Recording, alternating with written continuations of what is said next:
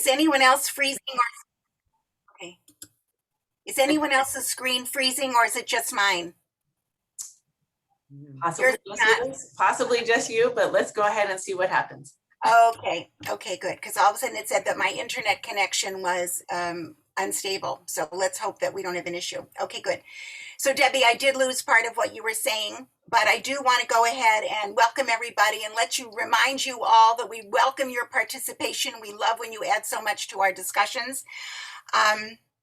For August, we've got The Girl with the Louding Voice, and September is loaded with Jewish holidays, so we're going to have to skip on September. So we're canceling book club for that month, but we will continue, of course, in October with a book I know a lot of you have read and enjoyed, Krista Hanna's book, Four Winds. Yes, you've read it, some of you. Got very good reviews. I think we'll enjoy that for our October selection. And November is another book that's been very well received. It's called Transcendent Kingdom by Yagayasi. Okay, Transcendent Kingdom.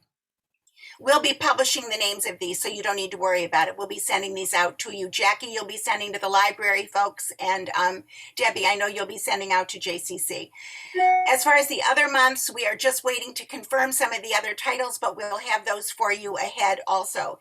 The reason I wanted to give you some of the titles ahead, and we'll continue to do so, for those of you that use the library, my suggestion is this. Obviously, we have limited copies of all the books, so the thought is, when you get the name of the book that's coming up, put your name on the list, because if the book is not readily available, at least get on the holds list, okay? So when your name comes up, it will be before the book group. Okay, so that's my suggestion. Go ahead and get on the holds list if the book is not immediately available. Okay, so those are our two titles that we have for you now. I hope you all enjoyed today's selection. It was, to me, a very interesting book. We have a lot to talk about. I want to begin by telling you a little bit about the author. Britt Bennett is an American writer. She's based in Los Angeles. She came out with a debut novel in 2016, which was called The Mothers, and it was immediately a New York Times bestseller. We are now reading her second novel, which is The Vanishing Half, came out in 2020. And it not only was a New York Times bestseller, but it hit the #1 spot and stayed there for a very long time. Further, it was chosen as the Good Morning America Book Club selection, and it was selected as one of New York Times 10 best books of 2020. The author, Britt Bennett, was born in 1990 and raised in Southern California. She's all of 31 years old, and she received an undergraduate degree in English from Stanford, went on for an MFA at the University of Michigan, and she also studied at Oxford University. And while she was completing her MFA at Michigan, she wrote an article, it was an essay in 2014, and it was for a magazine called Jezebel, and the name of the article was, "I Don't Know What to Do with Good White People." And it's interesting because it gained a lot of attention. In fact, it generated over 1 million views in 3 days. And while she was at Michigan, she won a Hopwood Award in graduate short fiction, as well as in 2014, the Hurston Wright Award for college writers. In March of 2017, it was reported that her first book, The Mothers, had been tapped by Warner Brothers for a film adaptation, and Kerry Washington is going to be the producer of that. Regarding The Vanishing Half, it was published, and within a month, there were 17 media groups that were bidding against each other for this book. And it was reported that finally HBO won the negotiations and acquired the rights, cost them a low 7 figures, and they're going to develop a limited series with the author as the executive producer. So, quite successful, right? A little more background.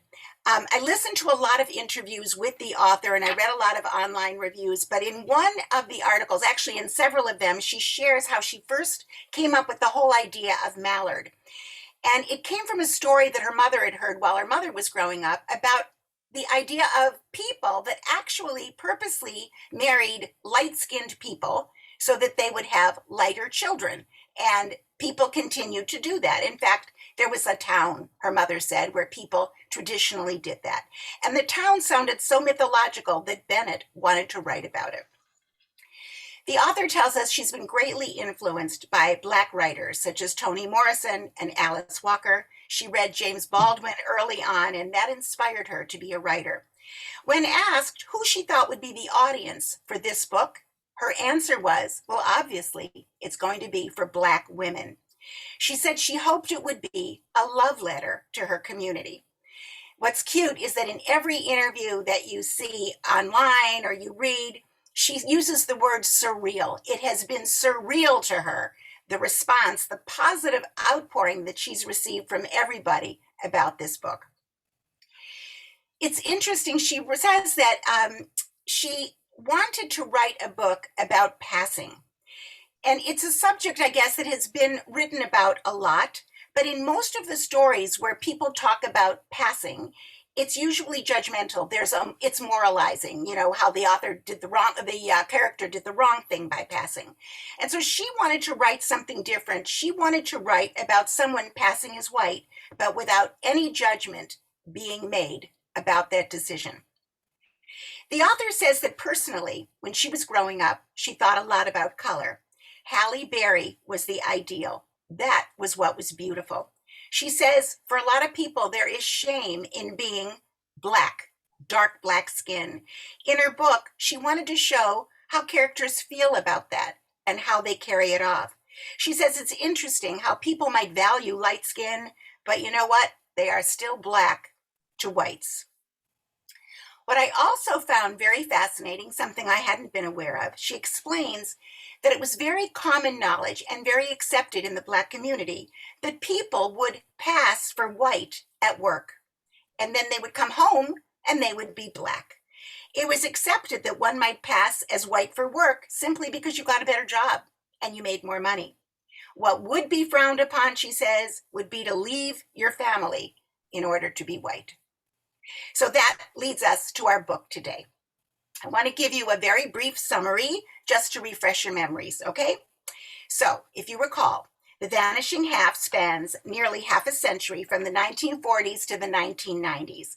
The novel focuses on twin sisters, Desiree and Stella. I wasn't quite sure, by the way, how to pronounce the last name, but I heard a reading and she calls them Beans. They were raised in a very unique fictional town, Mallard, Louisiana. The town was founded by the girl's great-great-great-grandfather, who was a freed slave, his owner having been his white father. Once he was free, he founded a town that would be exclusively for light-skinned people such as himself. And over time, what happened? Prejudice grew deeper and deeper, and everyone there married light-skinned people, and the children they produced were lighter and lighter. And I love this line, by the way. She writes, like a cup of coffee steadily diluted with cream. The author writes that the twins would have made their founding grandfather very happy because they had creamy skin, hazel eyes, and wavy hair. The story is multi-generational. It's about the lives of the twin sisters, their mother Adele, and their daughters, Jude and Kennedy. It's about the choices they all make and the kinds of lives that those choices lead to. When the twins are 16 years old, they make their first choice, and they run away from Mallard to New Orleans. Up until now, they had been inseparable. What makes the book interesting, of course, is that their lives diverge. One sister, Stella, ends up choosing to pass for white. She abandons her twin and the rest of her family in order to do so. As for the other twin, Desiree, she ends up marrying the darkest man she can find in New Orleans. When the marriage leaves her with bruises all over her body, Desiree ends up returning home with nowhere else to go. She goes back to Mallard, her childhood home, and with her she brings her very dark-skinned daughter. Along the way, we're going to meet a lot of other characters that come into the sisters' lives. Just to refresh your memory, we've got Early, a man who falls in love with Desiree. And then, of course, we have Blake. He's the white, handsome, successful boss who comes from a lot of money, and he falls in love with Stella. We see how the life choices that the sisters make affect their daughters' lives as well. Jude is Desiree's dark-skinned daughter. Kennedy, on the other hand, is a beautiful blonde daughter of Stella and Blake. And as we're going to see, there's a lot more than skin color that differentiates the girls. Another very memorable character is Reese, the transsexual who falls in love with Jude. We should understand that what made this book so successful, not only is it a good read, but the subject matter is so timely. The book deals with racism, both in the white and the Black community. But what's fascinating is that the author who started writing the book about 4 or 5 years ago had no idea that racism was going to turn out to be the newsworthy topic that it is today. Because this book came out exactly in the week of protests after the killing of George Floyd. So, what we're going to see in this book, and we're going to talk about, is that it covers not only racism, it's a story about identity, it's a story about relationships, it's a story about family and love. Okay, so let's begin our conversation. First, what comments do you have about the author's style of writing? Any thoughts about her style? Did you enjoy reading the book in the way that she wrote it? Not talking about content yet, but her use of language, her use of chapters. What did you think about that? Remember, you can use the chat option and write comments in there, or you can raise hand option, and we'll see that. But it is sometimes hard for us to see you actually doing this because there's many screens. So just let you know. We actually got the first comment in from Judith Rose, and she said she loved the way that she went between characters and used their voices. Good. Yeah, I did too. Anyone else have any thoughts? Well, it's interesting, the reviewers have all just loved the book. There have been very few negative comments about the book. The only thing that I ever saw that anyone commented on is the fact that it was a little bit strange how coincidence played such a role. The fact that, Stella shows up exactly where Jude is, working that night, and they see Jude is able to see Stella. And of course, the fact that Kennedy, the daughter, remembers Jude 3 years later.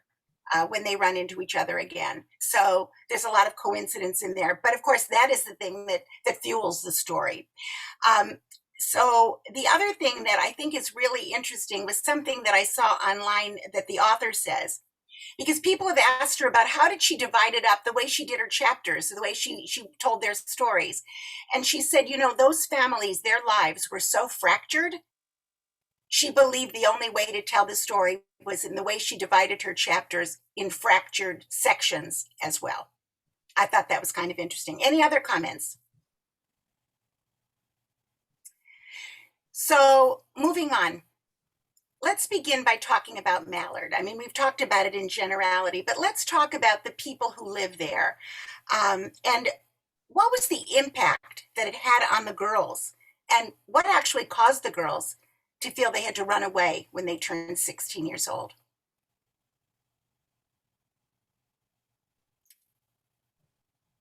Well, I'll start us out.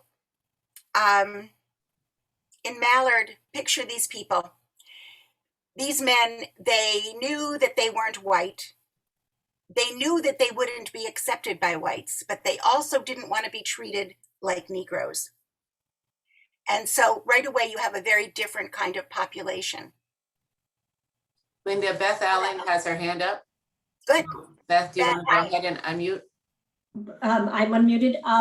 They left because they knew that their life would be being domestic help, and they were working for a family, and one of the girls was sexually molested by a man, and they knew that they were trapped in that world, and they were brave enough to leave. That's right.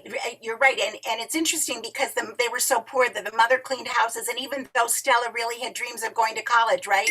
That was it. They unfortunately, that was, that they ended up having to clean houses and run into Mr. DuPont. And of course, that is one of the driving forces for Stella, why she wants to get out of town.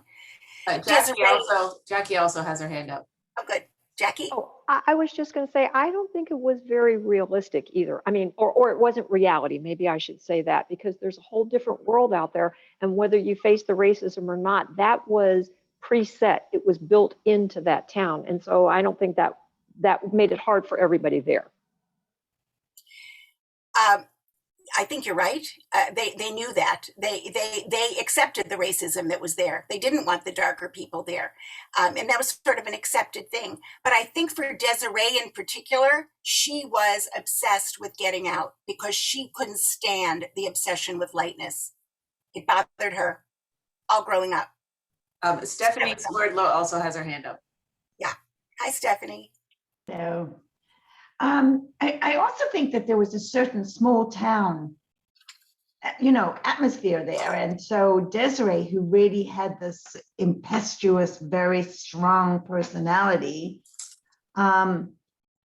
she may not even have totally crystallized at that age, the whole race situation, but maybe just to get out and see more and have more opportunities than she felt that were available to her in the town. I also don't think Stella, although she maybe could articulate it better, would have gone if Desiree hadn't been the impetus and pushed and pushed.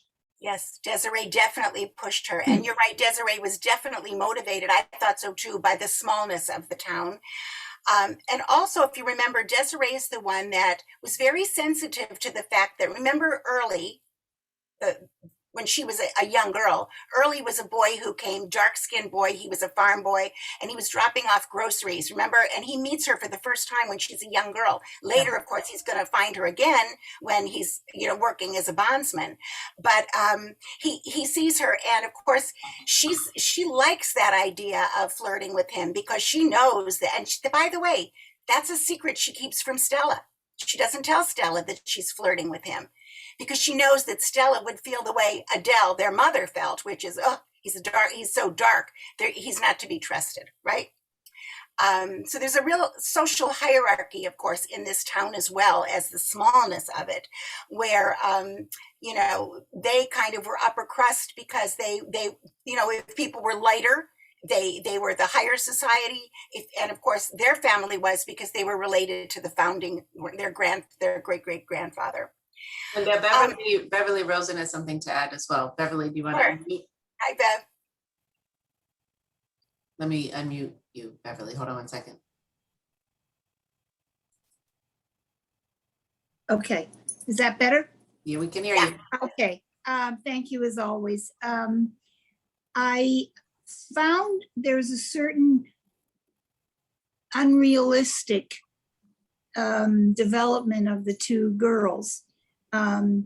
They were polar opposite in many ways, although they were bonded.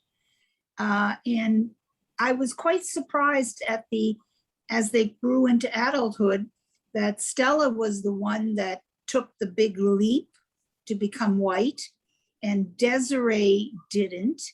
And Stella, even though they were identical twins, why didn't Stella share that with Desiree and say, come on, let's try it? I think that there was a certain, the author had to have somebody to rail against. And she had Desiree marrying a very dark man, which was quite interesting because of the whole premise of the story. And that fit a certain, not dialogue, but a certain part of the story that became very relevant. But I was kind of disappointed that, and maybe I didn't read enough into it, but I was disappointed that she didn't bring Desiree around so that Desiree could either say, yes, I'll do it, or no, I won't. Beverly, you bring up such a good point, because the author specifically talks about the fact that she wanted them to be twins instead of even just sisters because of their closeness. And when you think it and you look back and you look at the language, there's one line where it says, when the twins were fitted for their funeral dresses, for their father's funeral, it was like sewing a dress for one person split into two bodies. They're described as being a reflection of the other, as though a person with two sides. And then I love this one because this goes back to your point, Beverly. As they grew older, they no longer seemed like one body split in two, but two bodies poured into one, each pulling her own way. And what I thought about there, Beverly, was exactly what you're talking about. The fact that they really had secrets from each other. They were each pulling their own way. Desiree kept her little secret about Early, flirting with Early. And Stella felt the need to keep some secrets from Desiree. And she never tells her sister about Mr. DuPont, right?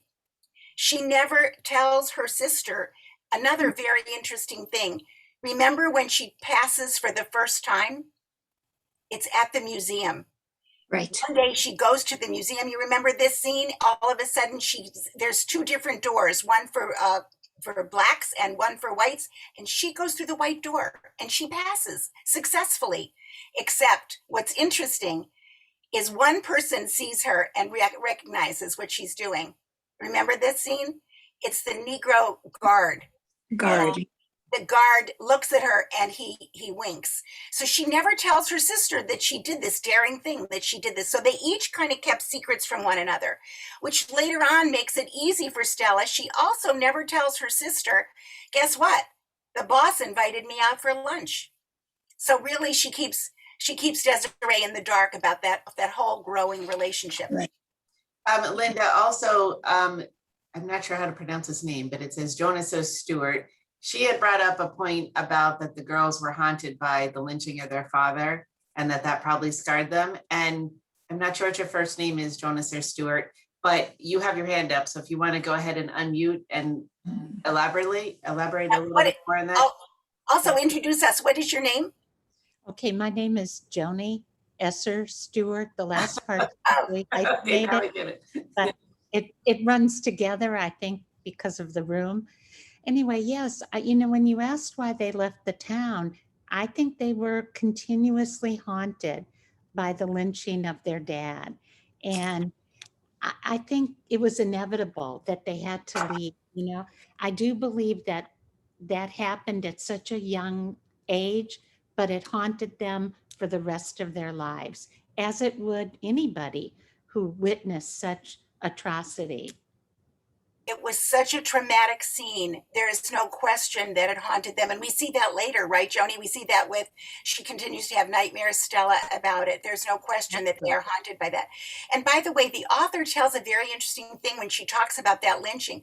It's incredible because they knew that the father wasn't guilty. He couldn't even read or write, so he couldn't have written these nasty letters to this white woman. That's the first thing.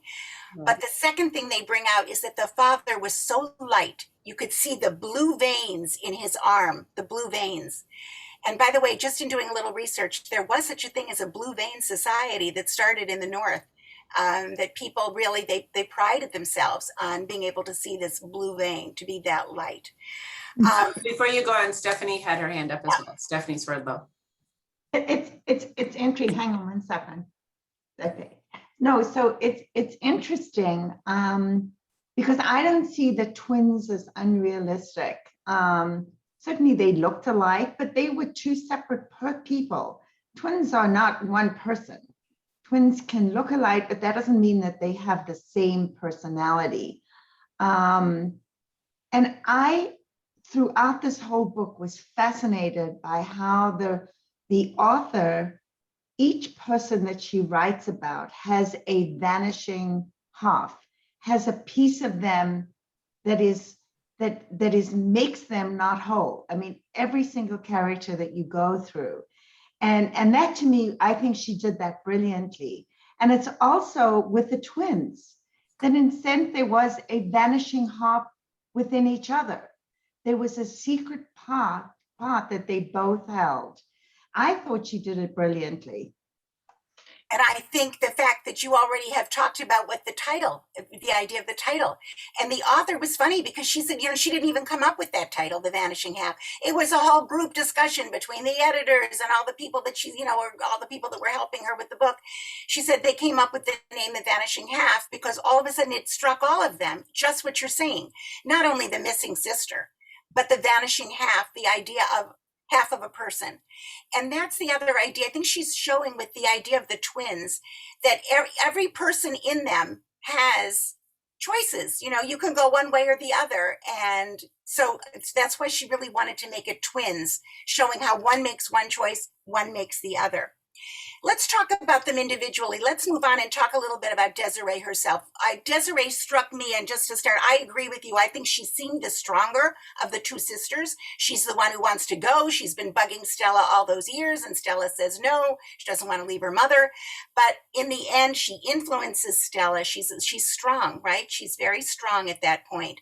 What other adjectives would you use to describe her, and why? What other? So we're going to say she's strong. What else? She is Impetuous. Impetuous just came in. She is impetuous.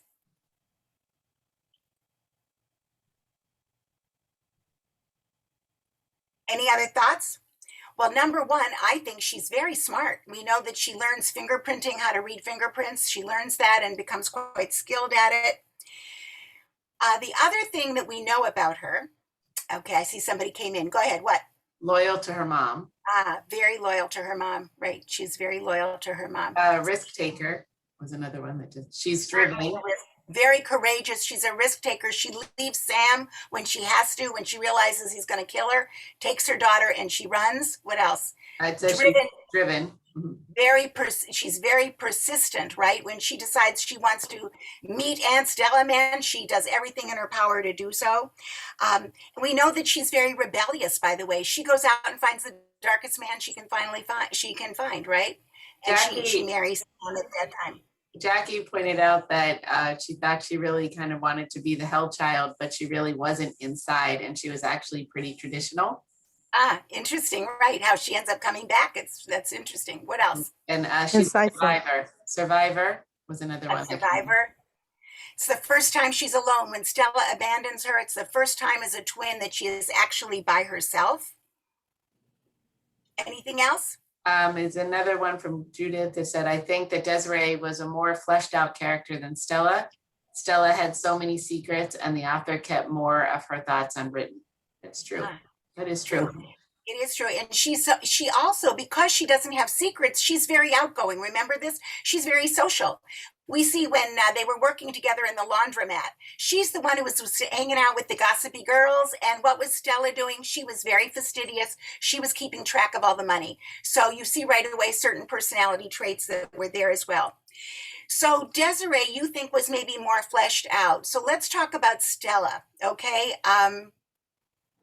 I found her to be a really complex character, I think partially because of all of her secrets. So go ahead, talk about that. Beverly said, surprisingly, she felt she deserved her lot in life. I don't know if Beverly, was that about Desiree or is that about Stella? Beverly? It's about Desiree, really. Desiree. Yeah, that's what I thought. Okay, so Jackie said, and sad. Oh, wait, I think this was about Desiree too. She was never comfortable in her own skin, or is that about Stella, Jackie? Oh, no, Stella. Got it. Stella. That Stella was never comfortable in her own skin. That is true. She was always worried she was going to be found out. By the way, I want to backtrack. I think Beverly, what you said about she felt she deserved it. You know, don't forget, she took a lot of blame from her mother when Stella left, because her mother says, you're the one. Remember when she comes back, her mother says to her, you're the one that made her go. So she has to accept that blame. So to a certain extent, I agree with you that she really did kind of feel that she deserved whatever she got. Stella never was comfortable in her skin. Yeah, Stephanie says Stella had to live with her choices, and that came with lifelong guilt and angst. And Sandy said, I think that guilt consumed her. Her fright of being found out overcame her, which is true. Yeah. Can I just It add took away that her personality. Go ahead. I think Stella lived a life of fear. And from the moment she woke up, wherever she went, whoever she spoke to, if it was a new group, would they see through me? Can I fit in with the old group? I have to be careful who my daughter plays with. And then when the neighbor moved in across the street, she was absolutely terrified that this woman would know that she was Black, because the guard did in the museum, and I don't think she ever forgot that. So you know what you're talking about, what all of you are talking about, are all of the things about you know, when you talk about what does a person gain from passing, what did they lose from passing? So we're going to talk about that. I think what I thought was interesting about Stella, when just to go back, and then we're going to come back to your point about living in fear. What drove her not being comfortable in her skin? We see from Stella in the very beginning, she says that she really loved that idea of the thrill of youth, is the idea that you could become anyone. She really is loving the idea to a certain extent that she can become anyone and that she can change. And when she changes, what's interesting, when she decides to pass, she does it as very practical. She says she decides, remember Blake asks her, now she's been passing as a secretary, Miss Beans, right? And Blake says to her, now I got to go to Boston for work. I need a good secretary, come with me. And she decides to be Miss Beans for good. And she decides to pass for white. And she does it very practically. She doesn't think about how she's going to have to leave her sister, how she's going to have to leave her whole family, how she's going to have to navigate a new city. And so she's able to just leave a note for Desiree. Hey, listen, you know what? I'm going to move on now. We're going to have to separate and we're going to move on. That's the note she leaves. Stella made these decisions not with her heart, but rather with her head. In fact, here's a quote from the book. She had become white because it was so practical. It was so practical that at that time it seemed laughably obvious. Why wouldn't you be white if you could be? She just made the rational decision. But what's interesting is she could only be white when Desiree was not around. And so in the mornings when she left for work, I love this scene. You can picture this. She got on the bus. She closed her eyes and she became Miss Beans. On the way to work, she did that. And then on the way home from work, she closed her eyes and she became Stella again. So we know that it was at great, great cost that she lived in fear. And one of the things that I thought was so telling, and it goes back to what you guys were all saying, she's so afraid of being found out. And it has to do with, she remembers something her mother always told her. Her mother said to her, we always know our own. So what does that affect later on? Her fear of being found out by whom? Her husband. Her Everybody. husband? By Her everyone? neighbor, her Everybody. neighbor. Her neighbor, by Loretta. She's so Right. afraid. It so impacts that relationship. But As she a was so matter of fact, when comfortable she- there.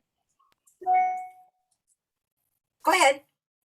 She was so comfortable in Loretta and Loretta's Black friends in their company, where she wasn't that comfortable with the other women Right. in the community. She found her own.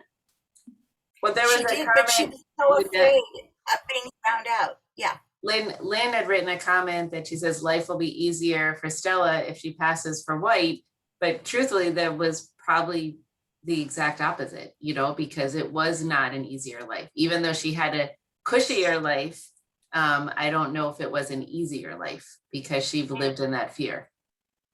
Right. From her Julia- doctor, her husband, like everybody, like she was always afraid they were going to find out, like living. So Right. her Julian, relationship was cool. Yes, hi. I thought it was so sad, the whole scene with the Black neighbor and how comfortable she was and how she couldn't just tell her because she was so afraid of everyone else knowing. And it just was so sad, that whole scene. So it was so sad. It was. She missed that whole idea of friendship, of deep friendship, because she was so guarded. She couldn't really tell who she was. And you remember how in the beginning, when it was fascinating, when the homeowners association gets together and says, oh my God, here's bad news. A Black family has made a bid on one of the houses and it turns out to be across the street. She stands up for the first time she's ever spoken in the group. And what does she say? You must stop them. If you don't, there'll be more. And then what? Enough is enough. So it's just horrifying how scared she was, how panicked she is that she's saying this. So she has so many worries. Lynn actually has her hand up. So Lynn, do you want to unmute and I guess elaborate on your comment? You need to unmute. There you go. There we go. It says mute. Can you unmute me? We can hear you. You're good. I can hear me? Okay. Yeah. When I wrote that comment, I think that at the beginning, she did think it would be easier for her, but she didn't foresee all of the fear and the guilt and kind of things that she would have to cover constantly to keep herself on the passing side. You know what I mean? It's Right. like when the neighbor moved in, and then when the homeowners association, and that's when the fear came in, because she thought she did have it easier in one way because she had a very good lifestyle, and that's what she wanted. She wanted it to be easier, but she didn't foresee just how hard it was going to be. She That's didn't foresee the cost, right. right? And she Lynda, realized she can't go back again. Yeah. Joni has her hand up, and then Marion also has her hand up. So Joni, do you want to go ahead? Unmute. Oh, we'll get you going. Joni? Yes, Okay, I'm there sorry, you go. I couldn't, We can hear you. I couldn't unmute at first. Well, you know, I think she was scared for herself because she was living a lie. But I also think she was scared that her husband would find out. But I think, like many mothers, her biggest fear was that her daughter would somehow bear the brunt of her decision and that others would find out her daughter wasn't, quote unquote, pure white. That's my So thought. it totally, yeah, and you're right. She totally is fearful that someone will find out about that, and she's afraid that her daughter will never forgive her too, right? It really affects the relationship that she has with her husband. It affects the relationship she's got with her daughter. There's one quote here. Stella hadn't realized how long it takes to become somebody else, or how lonely it can be living in a world not meant for you. And she realizes that she has created a new life with a man who will never know her, but she can't walk away from it now. It was the only life she had left. And as far as with her daughter, she is estranged from her emotionally, isn't she? She has to keep her at a distance. She's never able to really be truthful with her. And in fact, at one point it says sometimes, Stella's thinking, sometimes Kennedy felt like a daughter who belonged to someone else, a child that Stella was only borrowing while she loaned a life that never should have been hers. So all of these things are impacted by the choice that she made. Marion has her hand up. If you want to unmute Marion. Hi, yeah. I just had a few comments about Stella because in some cases she seemed to be out of character to the way that the author wrote her. Obviously, she had all the fears that you talked about, but to stand up in the meeting and call attention to herself the way she did when she was so unwilling to open up to the other women seemed to me to be totally out of character. And then the fact that in the end she ended up by calling the little girl, Loretta's little girl, the N-word, you know. Which, I'm sorry, I'm losing you. Yeah, come back to the mic. Yeah.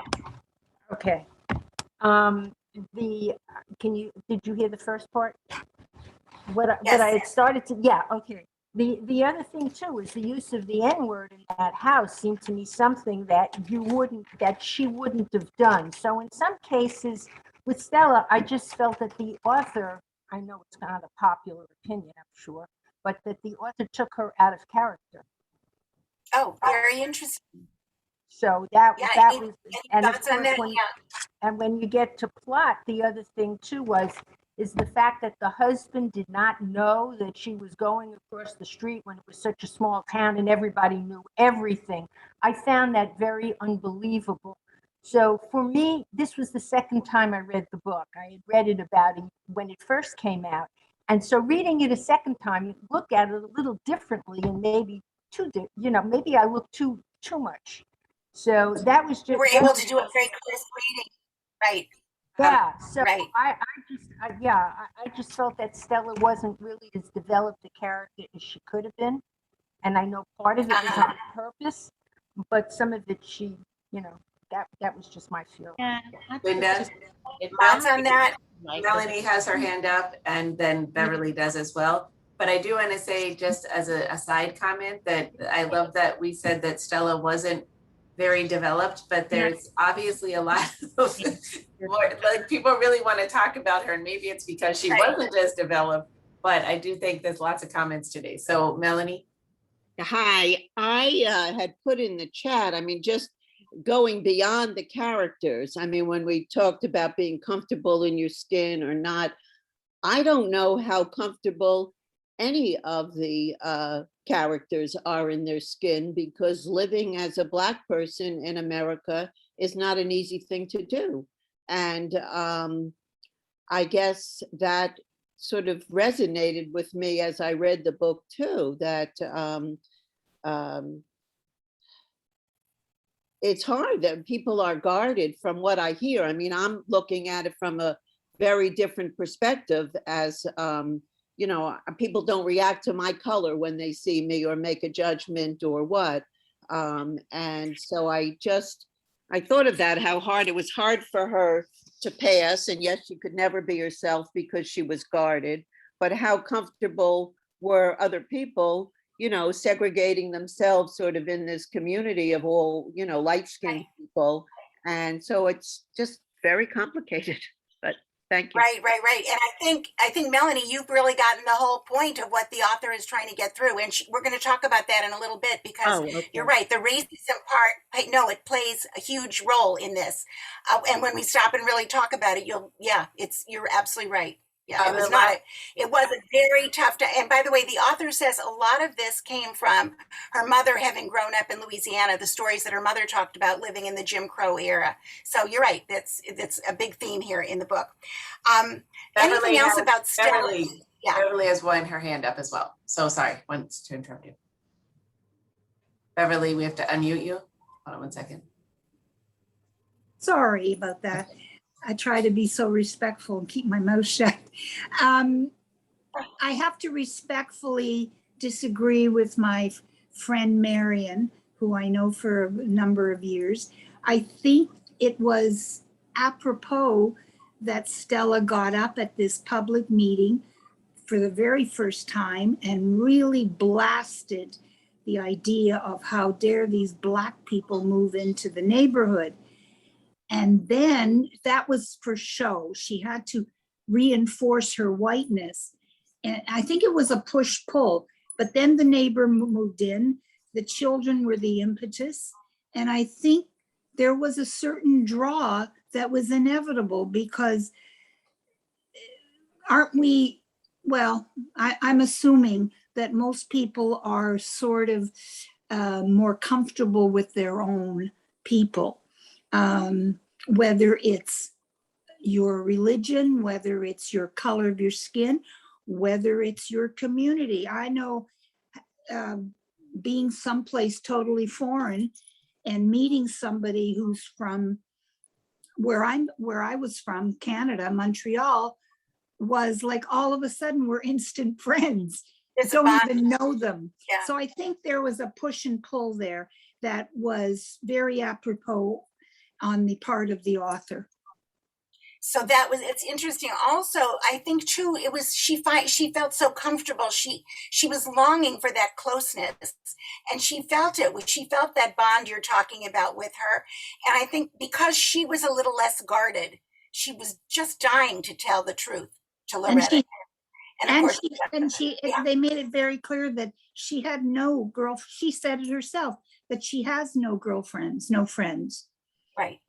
In fact, that's one of the things that when Loretta, the Black neighbor, when she confronts her at the end and says, how dare you, remember what happened at the end, her little Kennedy, as a little girl, says to Cindy, their daughter, my mother won't let me play with any ends, right?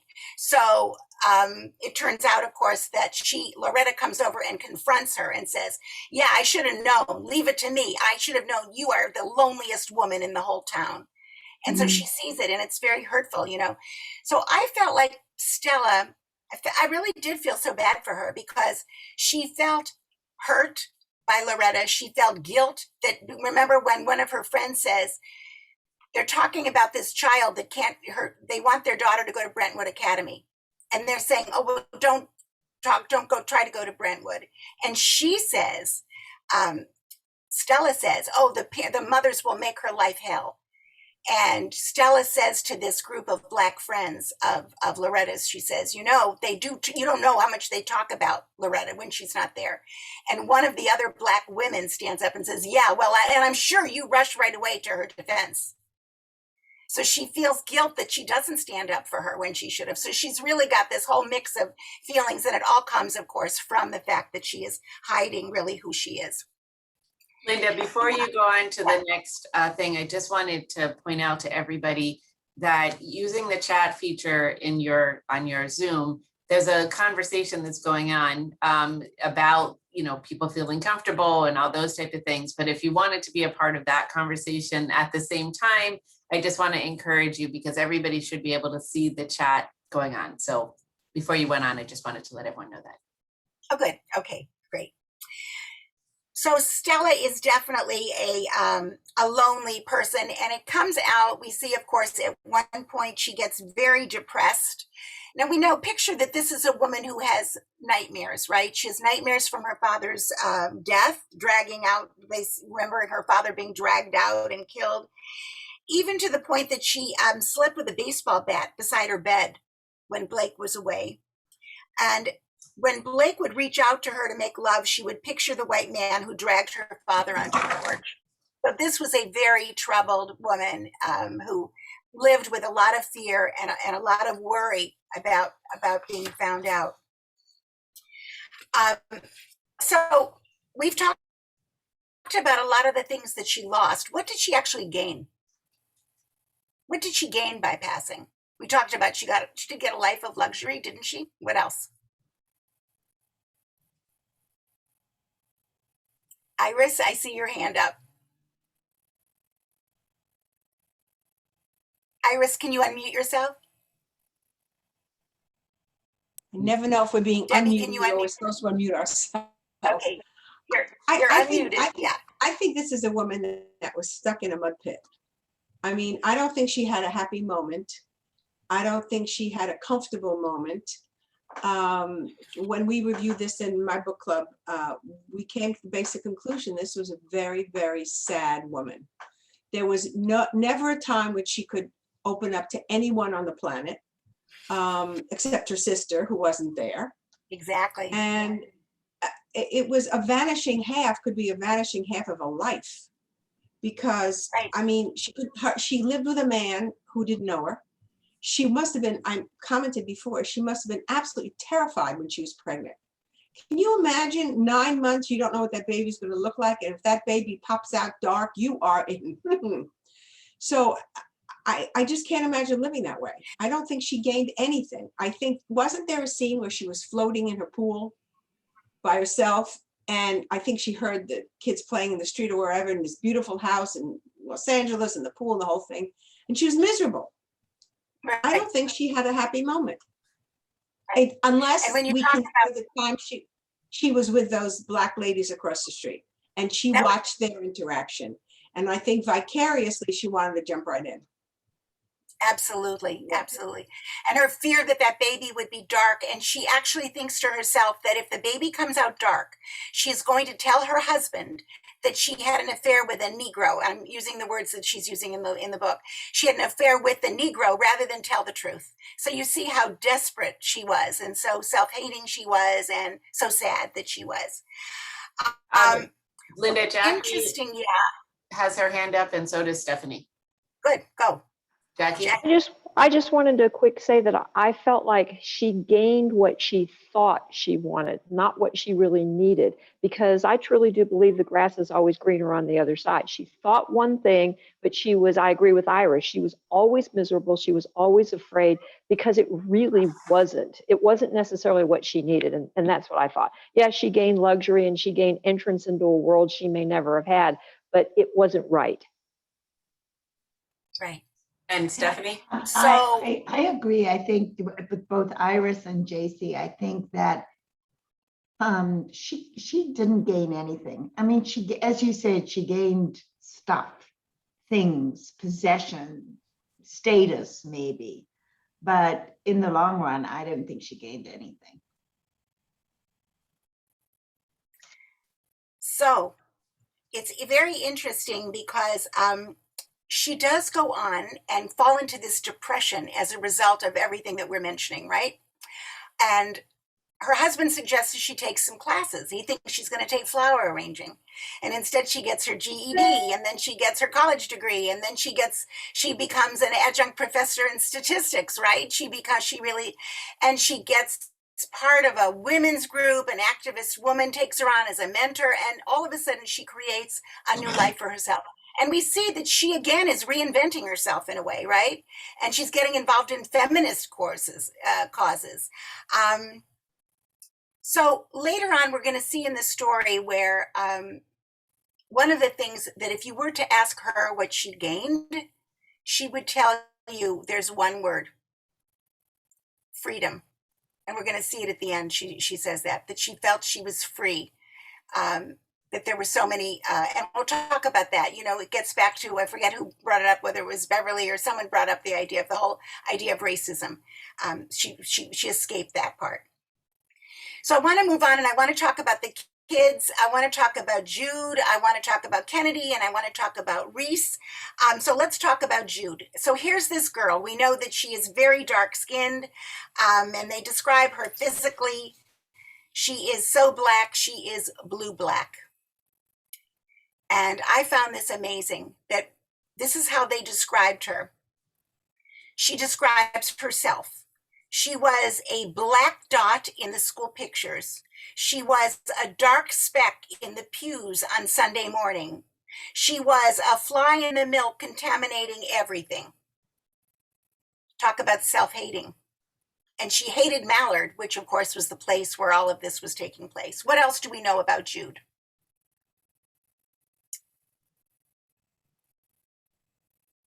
She was an athlete. She was a great athlete. She becomes a runner. That's her ticket out, right? She gets a scholarship to UCLA. What else? She was very smart. What? She was Sue, very did you have smart. something? She was very smart. She was very going to become a doctor. What's interesting is she was forced to really study. She didn't have any friends. She was so lonely in school. They were so awful to her that she would sit while her mother was working at the diner and she would read, right? And she would study. Exactly. She was very smart. She was motivated by one thing. You know what it was? What was her one thing? What? Leave Mallard. Get out. That's right. And to not have the life of her mother. Better Jackie commented that she thought that she was the most grounded other than Early and brave. Okay. Very much so. Yeah. And actually Stephanie said she felt the most comfortable in her skin. Yes. Which is funny because she was so abused as a child in terms of school.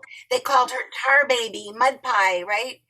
And that was a horrible relationship. Remember with Lonnie, the one boy that was the worst to her publicly, and then he met her at night.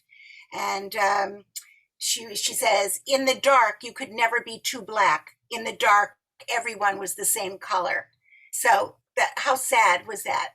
That she was so hungry for affection that she was with this Lonnie who was so awful. Beth, did Beth have a comment? I think I just saw. She just wrote that it reminds me that Michelle Obama called herself a poppy seed in a bowl of rice at Princeton. Yeah. Any other comments about Jude? What about her relationship with Reese? We see that she and Reese get together as friends and then as lovers. And she really understands Reese. Why does she understand Reese so well? Just to refresh your memory, he is the transsexual, right? Who falls in love with her. Because why does she understand Reese so well? He never fit in, just like her. He never fit in, just like her. He wished he was different, and she, of course, wished she was different. And she talks about how she and her grandmother, he wants to just bandage up his chest, right? Keep his chest bandaged. And she knows what that feels like because she and her grandmother used to try every little concoction to try to lighten her skin when she Yes. was young. So they're drawn together. What else about Jude? He loved her unconditionally, He did. and understood her. And Jude Support- always wondered, she understood the idea of passing, but she couldn't understand how Aunt Stella gave up the whole family. She couldn't understand that part. Any other thoughts about her? Well, she's persistent. Yeah. I was going to say, I found it interesting, unless it was my poor reading, that even though I knew insightfully that he was a transsexual, it never came out in the story at all till maybe at the very end, if I recall. But it was never, it wasn't alluded to really. The author never talked about the transsexual relationship they had together, never talked about, you knew that his friends were all transsexuals, but it was never said until the bandage came up, that he bandaged his breast. He was always referred to as him. There was never any background on him. And Beverly, that's why, right. That's why the author I thought she was so skilled because she was very subtle about it. She was very subtle. I think one of the first lines, and again, because I reread it recently, and of course I was able to see a lot of this closer. It's on the road from El Dorado, Arkansas. Teresa Ann Carter became Reese.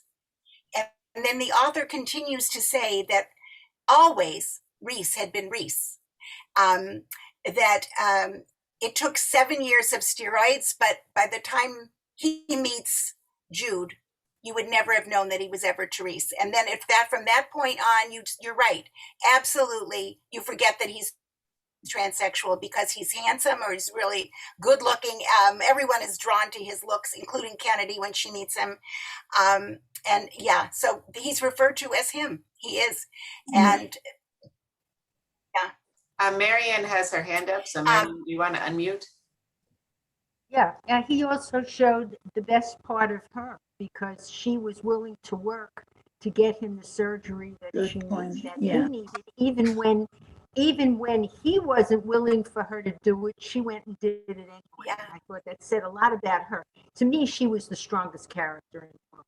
Yeah, she was And the one who knew, she knew who she was.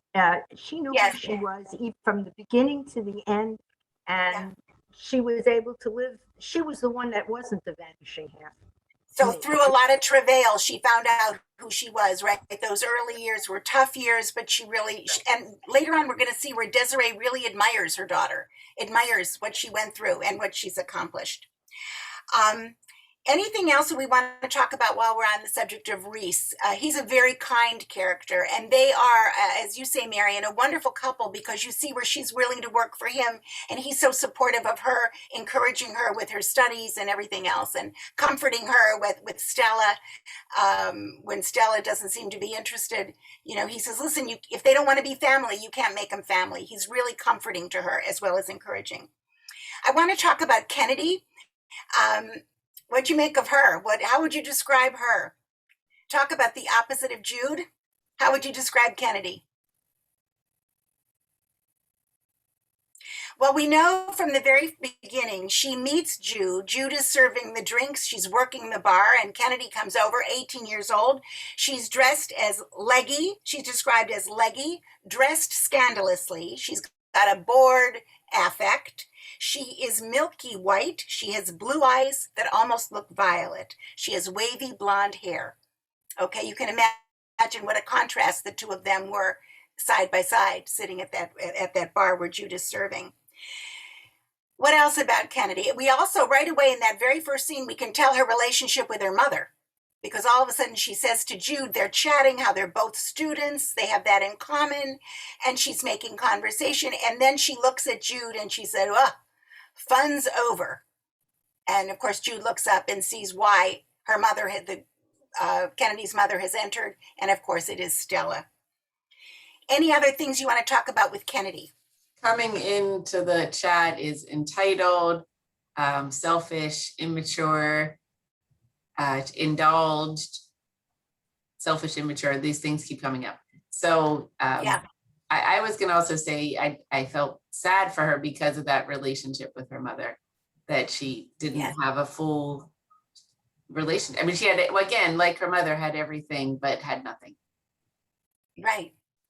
So she was sad because her mother would never come to any performances. Her mother was disappointed in her constantly, right? She says her mother gave her every lesson, every class that could be taken, every musical instrument, every other thing, and she was mediocre at best.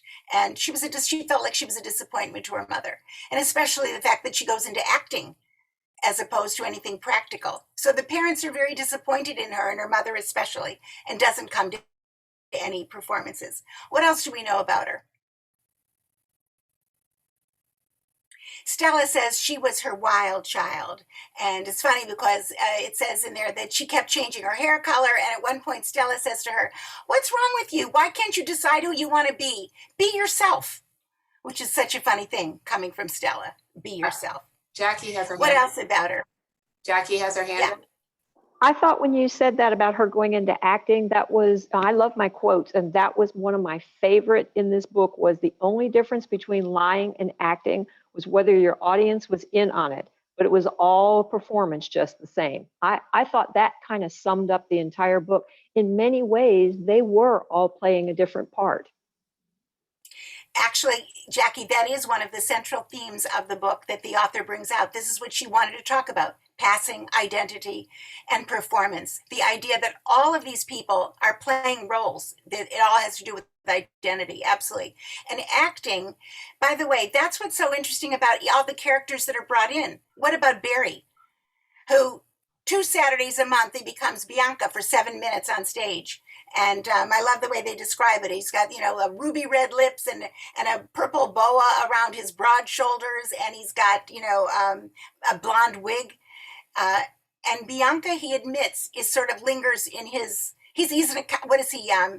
Is he an accountant, or what is Barry? He's by day he's got a regular. Oh no, he teaches math Teacher. or teaches He's a chemistry. teacher. He teaches chemistry Yeah. in Santa Monica.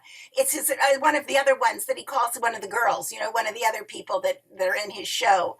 That guy is an accountant and dresses as a woman. So you see this idea of performance, as you point out, Jackie. In some cases, it's temporary, like these people, but then you've got other people, such as Stella, where it becomes part of her life, and we don't know what is performance and what is real, and they don't know what is performance and what is real.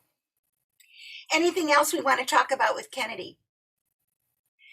So I thought Kennedy was just about as sad as Stella, because as a daughter, she has this very strange relationship with her mother, who's always guarded.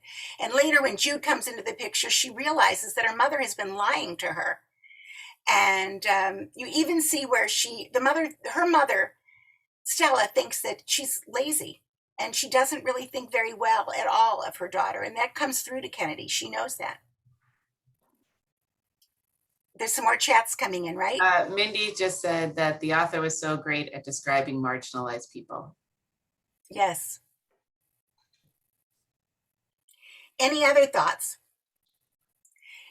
So one of the things I thought was interesting was how once Jude confronts her in New York and shows her the picture of the 2 twins when they were little girls, they were dressed for their father's funeral. And remember, she sees the picture, and it really throws her into a tiz.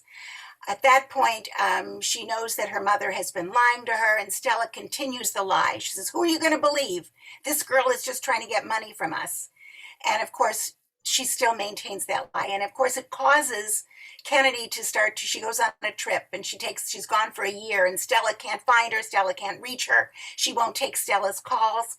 And we see that at some point, when she gets together with Jude, she really starts to see herself, all the things that she's lacking compared to what Jude has accomplished. And she's actually proud about Jude, that Jude set out to be a doctor and is accomplishing that, that she has a man who still who loves her, the same person, Reese. And she comes to realize, Kennedy, that she has received a lot of good fortune, whiteness, blonde hair, pretty face, good figure, rich father. She flirted and she was able to always get second chances. Her whole life was a bounty of gifts she hadn't deserved. So that's sort of how she comes to see herself. And I love to see a little bit of transformation in her. All of a sudden, note how she goes when she finds out that Reese is having his surgery, right? She goes to the hospital. She has to go to great lengths to find out where it is. And she finds Jude in the hospital. She sits with Jude while Reese is having surgery. Then she stays the whole day and waits to take him home and helps her take him home. And you see it's sort of a different side of her, where she's sort of changing a little bit at that point. Any other thoughts? We have Beth Allen has her hand up, so I think she has something to say. I was going back to the relationship between Stella and Kennedy, and so if your whole relationship and family relationship is based on secrets, there's no way that you could ever be true or caring with one another. And that Stella thinks that Kennedy's rejecting her because she's Black, where it's really because keeping secrets is what destroyed a relationship. And family secrets is just so tremendously a way to rip apart families.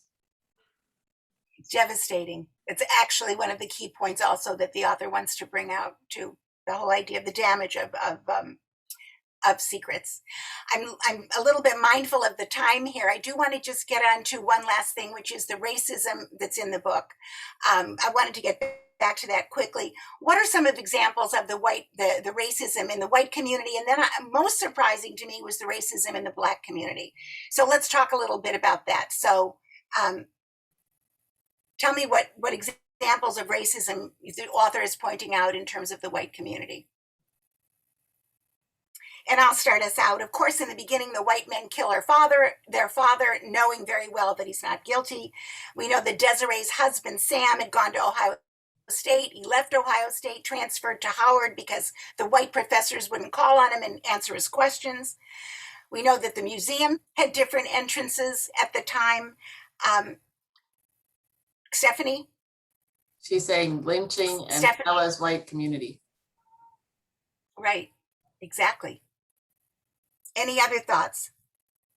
Well, even the guy that Desiree worked for, that the family, that was also racism, that he took advantage of her.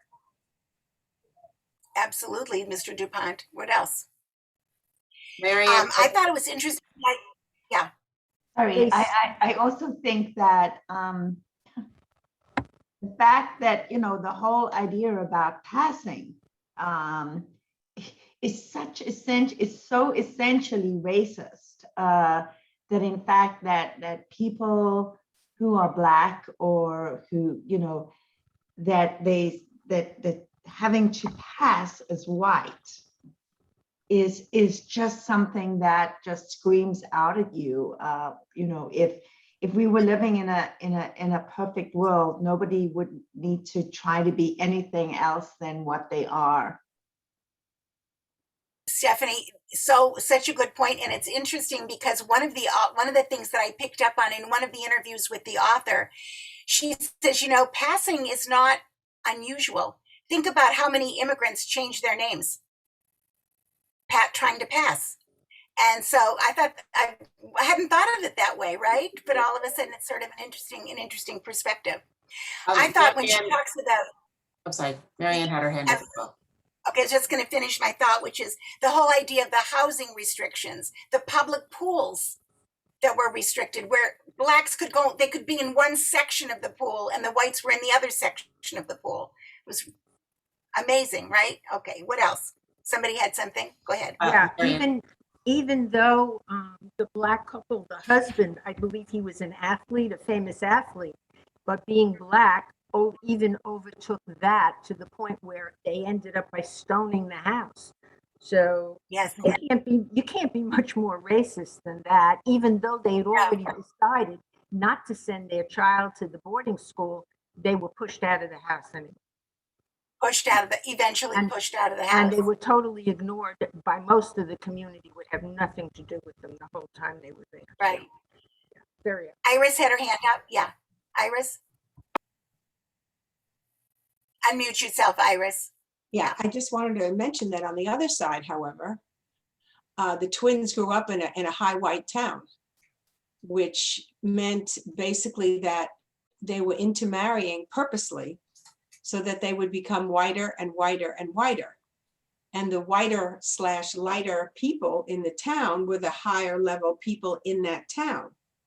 So she grew up as the higher level person in the town that she was living in.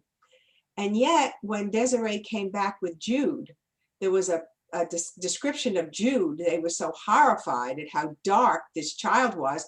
And who was she walking with Desiree? Because they couldn't possibly be related. I mean, How could such a dark thing come out of Desiree? That's Exactly, what one of the exactly. comments. Yeah, and I mean, the racism was, and I remember reading a discussion that Britt Bennett had about her mother, that there was such a place and that people did live that way. So I thought that was quite an interesting basis for this whole thing. You know, you have a town of people getting whiter and whiter in the generations, and you're measured of who you are.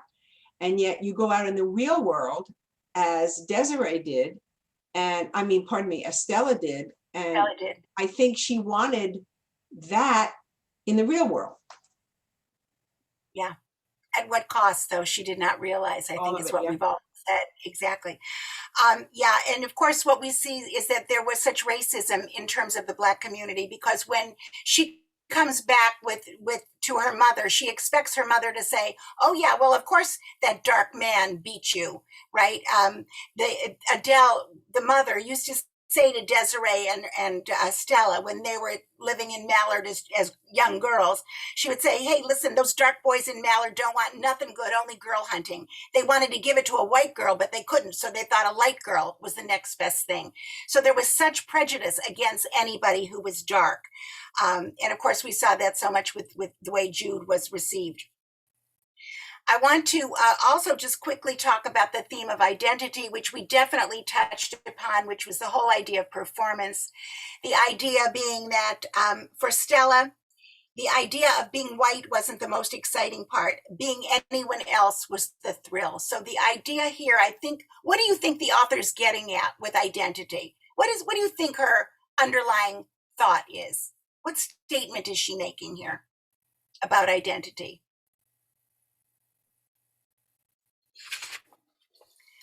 I think what she's saying is that identity is really pretty fluid. And we see that with Reese, and we see that certainly with Stella, and we see that with Barry, and we see that with almost all of the characters.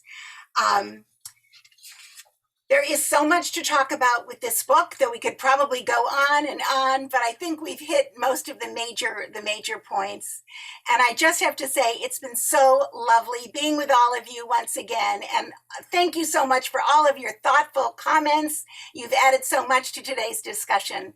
Thank you all. Debbie, I think we've got to go. Is that it? Is that what you're telling me? We do have to wrap up because somebody else will be on the Zoom line soon. But we do want to thank everybody for being a part of today's discussion. It was a great, lively discussion. We love it when we have so much participation. And we encourage you to join us next time in August for The Girl with the Louding Voice. It's August 17th. The registration is up, dpjcc.org. You can go ahead and register today with the other 130 people who have already registered. And we would love to see you then. And just remember, we won't do September, but October and November, you will have a chance to do the books both in person and or on Zoom. So that's where we're going, but we thank you for being here. And Lynda, as always, it was wonderful. You're all wonderful. So it's great to see everybody. So glad. Thank Thank you, guys. Thank you.